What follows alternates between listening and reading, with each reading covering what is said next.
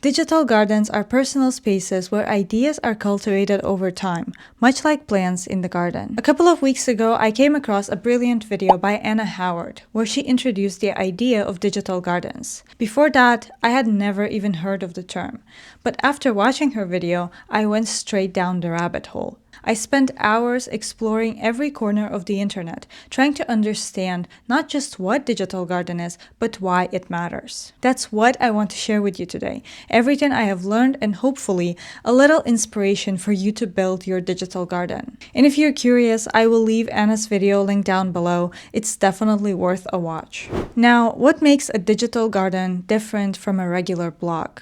Well, a blog usually focuses on polished, finished posts. You write them, you publish them, and then most of the time, you move on. A digital garden is something different. It's alive. It's a living collection of notes, of ideas, resources, and thoughts. It grows with you.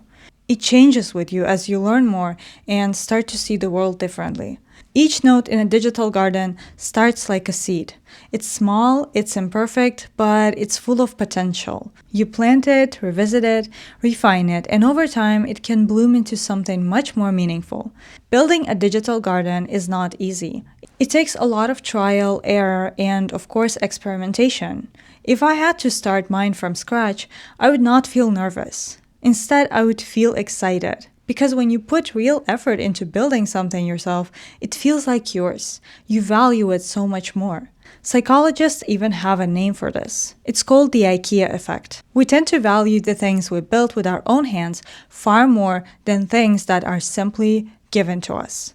And that is exactly what happens with a digital garden. In its essence, a digital garden is like an online garden of thoughts. You plant a seed of ideas, nurture them with updates, and slowly cultivate a landscape of knowledge. And if you decide to make it public, visitors can wander through it, exploring ideas at all stages of growth. Some of your ideas will be brand new, some half-formed, and others will be fully blooming. What are some of the features of digital gardens? One of the most important things about digital gardens is that the content is evergreen. You're not writing something once and leaving it behind.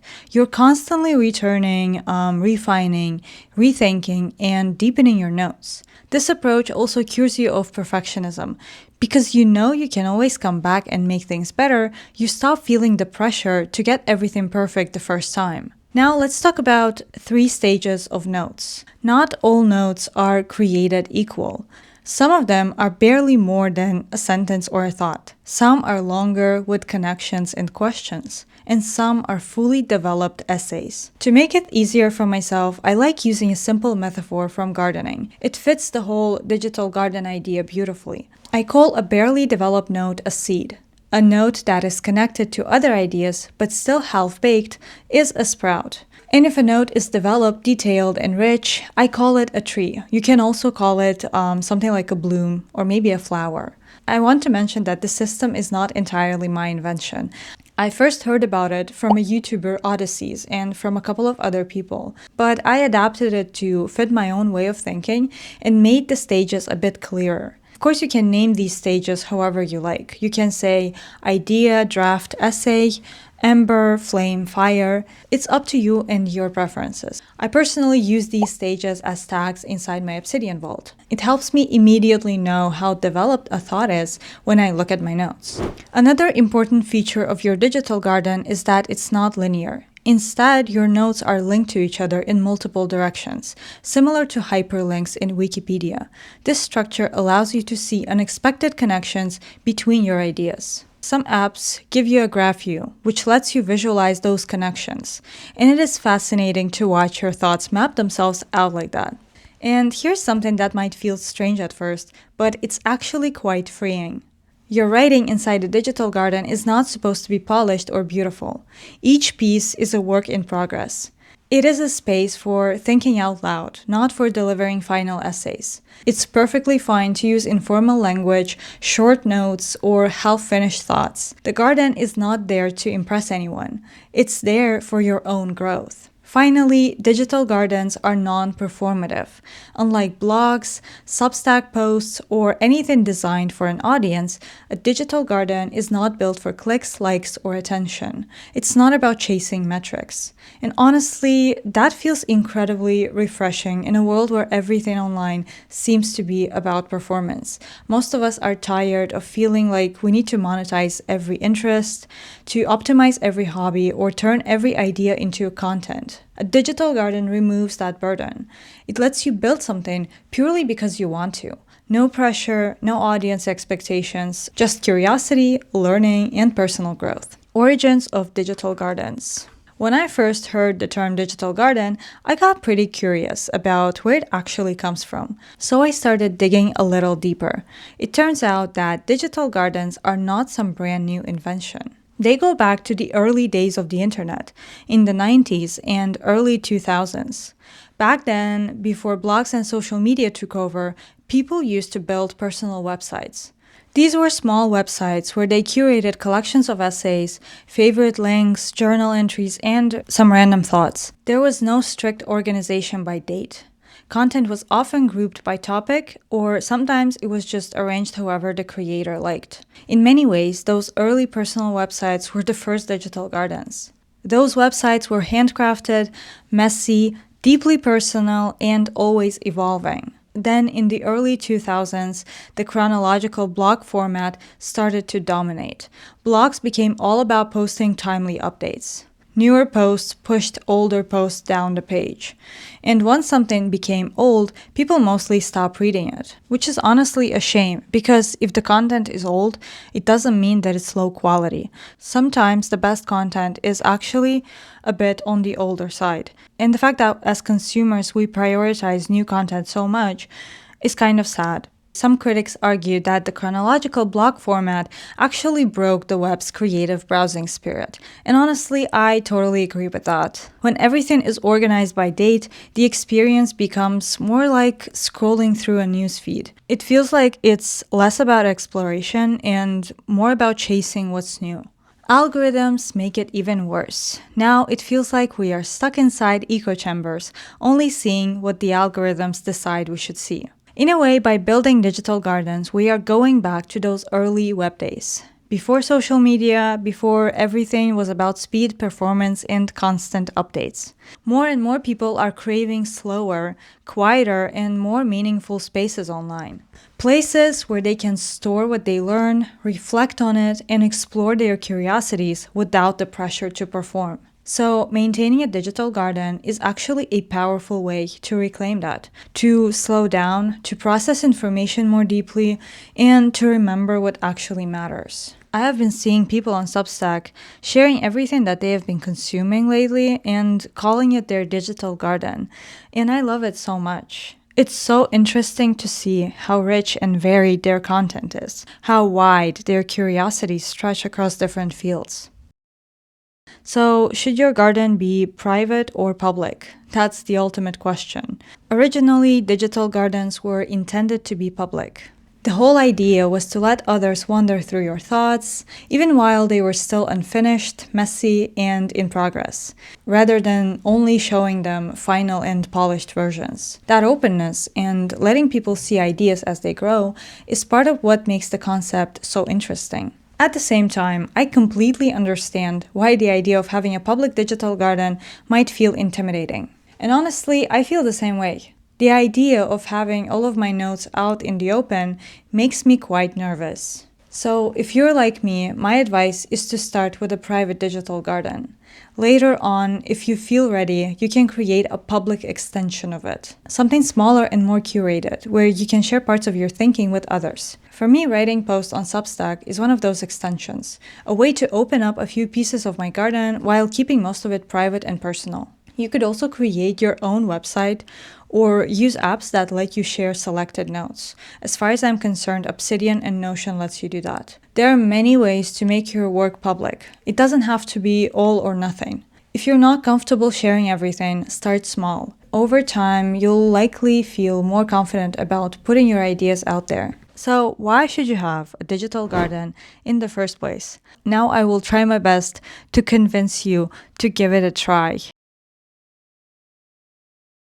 If I'm being completely honest, if you ask me about all the content I have consumed over the years, the videos, the TikToks, the podcasts, the sad truth is that I would barely remember most of it. I would probably say that I retained 20% of everything I have watched, and that's a generous estimation. In the long run, this adds up to years spent glued to our screens. And the saddest part is that we don't even remember most of it. I think I would feel less guilty about it if I had actually kept more of what I consumed. This is where note-taking and especially digital gardens come in. Because when you take notes, you shift from passive consumption to active engagement. You're no longer just watching or reading. You're summarizing, you're paraphrasing, you're asking questions about what you're learning. When you explain something in your own words, it becomes the ultimate test of understanding. Whether you want it or not, your brain starts to process the information more deeply. Writing something down makes the information truly yours. Since I started using Zettelkasten method, I've noticed that I retain a lot more. Even just trying to connect ideas forces me to recall things I've already saved in my vault. It's like I'm constantly training my brain to remember more. And you know what? It works. Self-awareness and reflection. Taking notes isn't just for academics. It's not about remembering more or being smarter. It's also about learning how to think and analyze. Whenever I come across a quote that resonates with me or a great movie scene, I write about it in my digital garden. It doesn't matter if it's a quick 100-word note or if it's a long essay.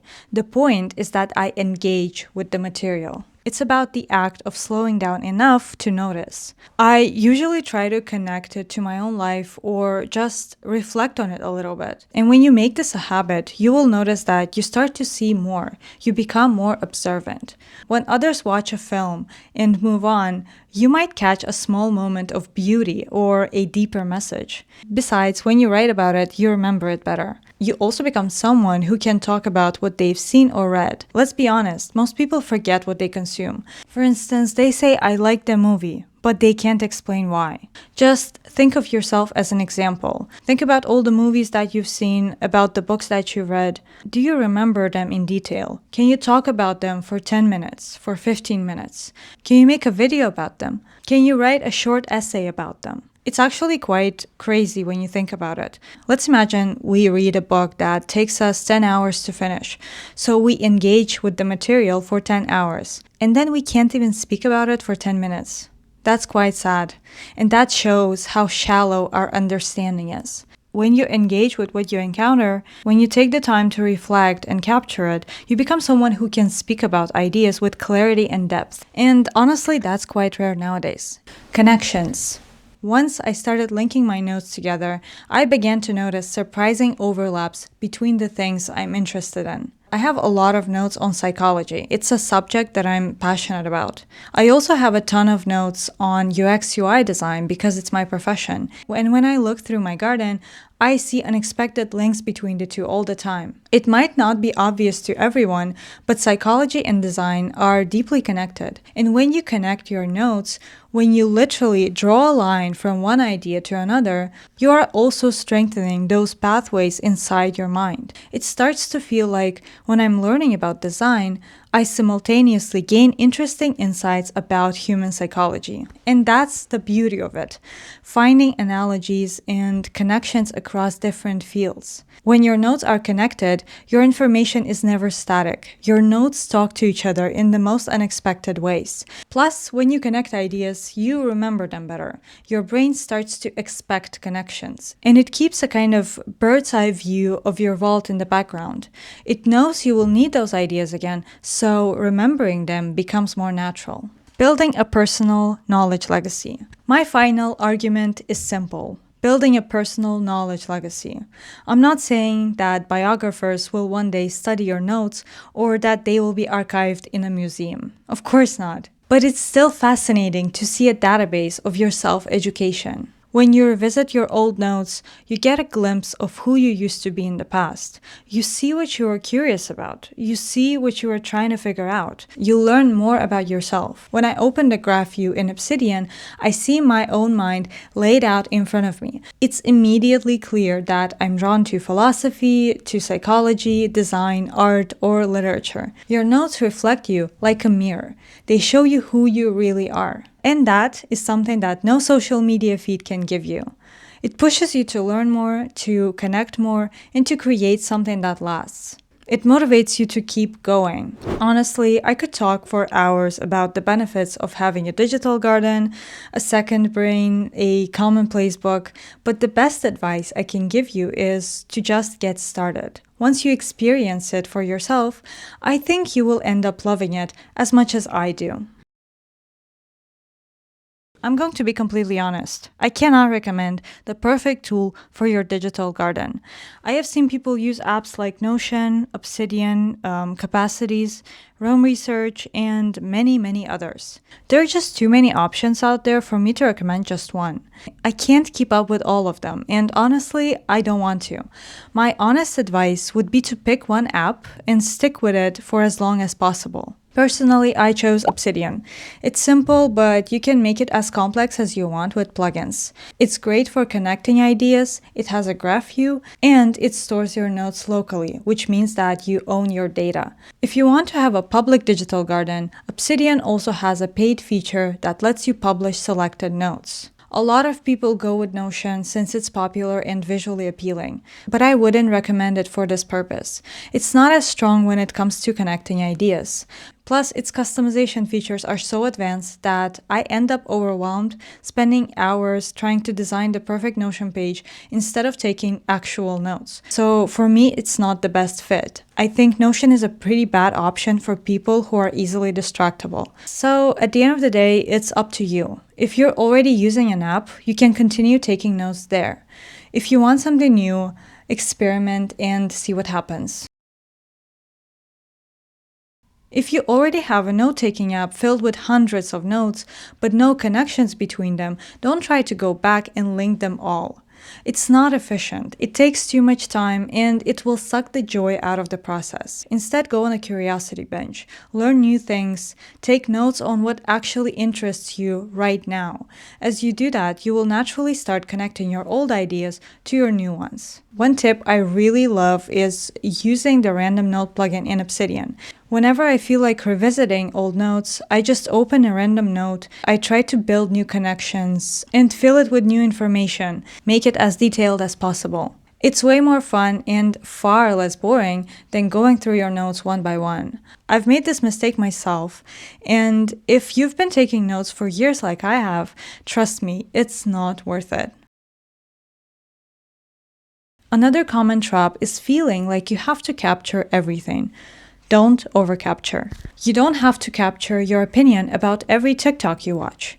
You don't have to take notes about every book or every movie. Some material is just for entertainment. Capture stuff that interests you and benefits you in the long run. Don't capture every piece of information you come across. Test yourself by asking the simple question: if I don't capture this piece of information, will I regret it? If the answer is yes, keep it. If you have doubts, ignore it. It's either hell yes or no. And finally, no matter what tool you're using, Notion, Obsidian, anything else, do not lose yourself obsessing over your setup. It's so easy to get caught up in choosing the perfect app, best plugins, or the perfect theme. I know that because I've been there. I wasted years in Notion, and in the end, I switched to Obsidian anyway. Don't obsess over the aesthetics of your app. Remember, we're here to take notes and consume information mindfully. It's not about apps, tools, or plugins. Just use what's comfortable for you and keep it as simple as possible. I always try to use the bare minimum when it comes to Obsidian plugins. It's very easy to waste hours tweaking your setup and completely forget why you started taking notes in the first place. Your digital garden is a place for ideas to grow, not a project where you endlessly rearrange your folders and notes hoping it will somehow make you smarter. It will not, and you already know that. So I really hope this video convinced you to give digital gardens a try. I think it's a beautiful idea, and if used well, it can genuinely change your life. Let me know what you think in the comment section, and I will see you in the next video.